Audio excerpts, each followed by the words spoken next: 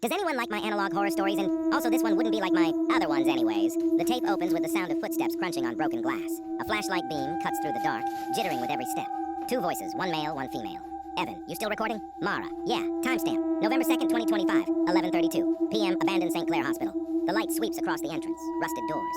Half-torn warning signs and graffiti that says, "Leave them inside." They laugh nervously. It's that kind of laugh you do when you're scared but pretending not to be. They step inside. The air is heavy, full of dust and something faintly metallic. The floor creaks under their shoes. Mara, so this place closed in 1989, right? Evan, yeah, electrical fire in the basement.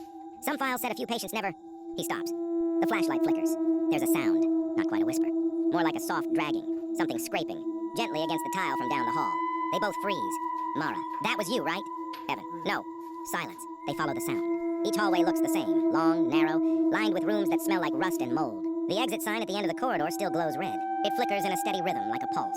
They reach a door labeled Ward C, Isolation. It's half open. The dragging stops. Evan pushes the door slowly. Inside there's a bed frame, overturned chairs, and what looks like old security monitors stacked against the wall. Most are cracked. One is still faintly glowing, powered by something unseen. The screen shows the same hallway they just walked through. But on the feed, there's a third person, standing right behind them. Mara gasps, spins around. No one's there.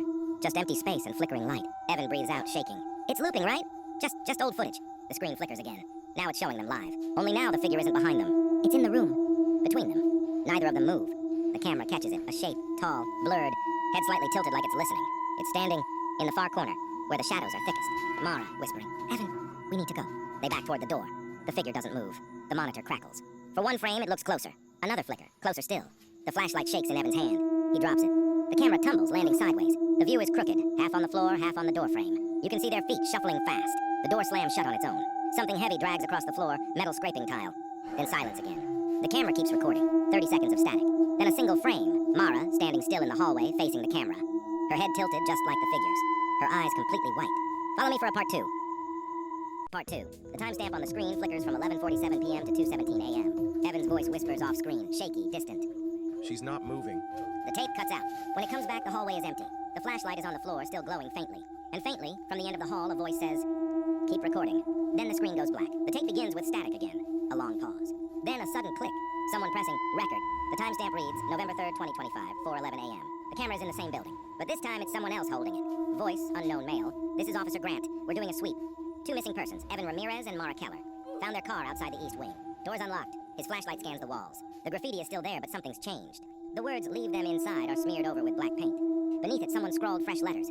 They never left. He walks deeper inside. The air hums faintly, like a power source somewhere far below. In the distance, something creaks, metal bending under weight. The sound repeats every few seconds like slow breathing. He calls out, "Ramirez? Keller?" No answer. The hallway looks darker than before. Each door he passes seems to close slightly after he walks by. Not slamming, just easing shut, like the building is sealing itself up again. When he reaches Ward C, the camera shakes. The door is shut now, chained from the outside. Grant mutters, "They didn't mention this in the report." He cuts the chain with bolt cutters. The moment the door swings open, the temperature drops. His breath turns white. Inside, everything is exactly where it was in the first tape. The overturned chair, the broken bed frame, the monitors. But now every screen is on. Each one shows static, except for the middle one. That one shows Mara. She's standing in the same hallway from before. The footage looks live. Her head tilts slightly to the left. Then she blinks once, slowly. Grant whispers, "What the hell?" He takes a step closer. The screen flickers. For one frame, it's not Mara anymore, it's him, standing in the same spot, holding the same flashlight. He lowers the camera slightly. The audio starts to warp, deep and muffled like it's underwater. Something moves behind him. A figure just barely visible in the glass reflection of the monitor. It's tall, still, the head tilted. Grant turns around, nothing. The air hums again, louder this time, like an engine buried beneath the floor. The video glitches, skipping forward. The timestamp jumps to 4:28 a.m. Grant is no longer holding the camera. It's on the ground, facing up. His flashlight rolls into view, still on. For a few seconds you can hear him breathing, then whispering, soft like he's trying not to wake something. It's not her. It's not her anymore. A shadow moves across the lens. The camera sputters. Then a hand appears, reaching down to pick it up. Blank face. White eyes. Head tilted slightly. She looks directly into the lens. And then quietly she speaks. "Keep recording." The screen goes black. But just blank face. White eyes. Head tilted slightly. She looks directly into the lens. And then quietly she speaks. "Keep recording." The screen goes black. But just before the tape ends, for one single frame, you can see Evan standing in the background smiling. The timestamp reads, "Live feed, 4:29 a.m." The third tape begins in an evidence room. Fluorescent lights hum overhead, flickering slightly. The camera isn't handheld this time, it's fixed. Pointed at a desk covered in VHS tapes labeled St. Clair Investigation. A man in uniform sits down, clipboard in hand. His name tag reads Sergeant Holloway. He looks exhausted.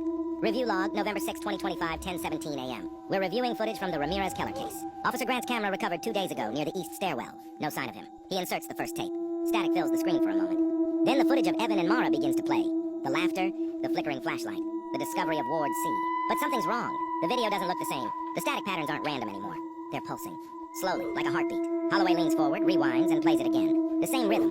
Thump, thump, thump. He pauses the tape, sighs, and reaches for the next one. Grant's recording. When he hits play, the video jumps instantly to the moment. Mara appears on the monitor.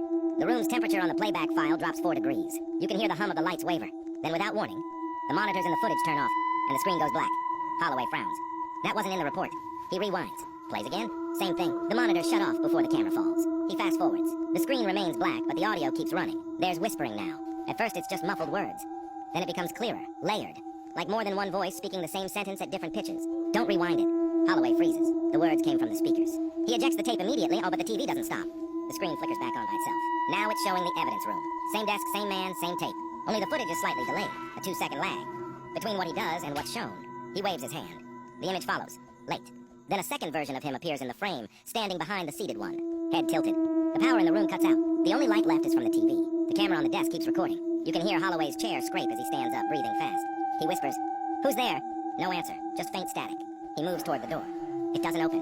On the TV, his delayed reflection keeps walking, but doesn't stop where he does. He keeps going, right up to the lens. The static rises, filling the whole room. Then nothing. The feed dies,